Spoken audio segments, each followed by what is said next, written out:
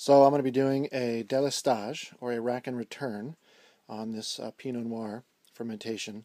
These grapes came from Underwood Mountain and were grown by Peter Brem.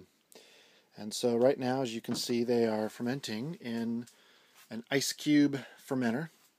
And at the bottom of it that you can't see, there is a false bottom. And the hose just comes right out of the outlet there.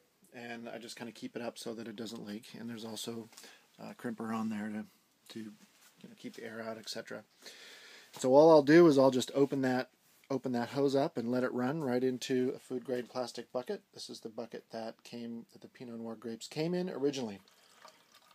So the idea behind the Delestage is to aerate the must and get as much oxygen into that as possible during the fermentation, and then return that back to the skins, which in theory helps with color retention. It helps create a more early drinking wine with nice fruit forward flavors.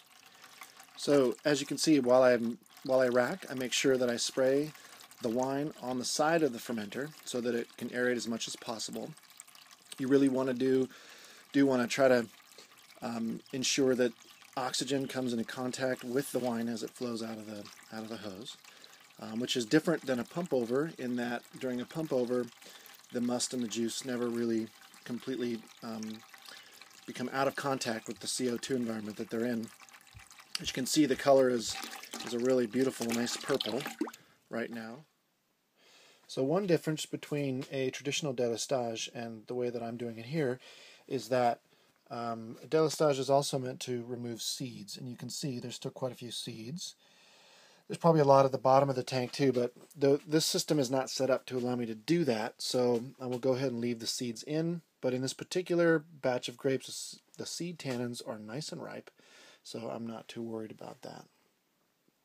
But now that the racking is done, I've got a bucket full of juice right there, so I will just take that and pour it right back in on top of the grapes. You see the cap has fallen, and I can just go ahead and splash away and get all kinds of good oxygen in there and help stabilize those anthocyanins and keep that fruit character nice and pure. Hope you enjoy it.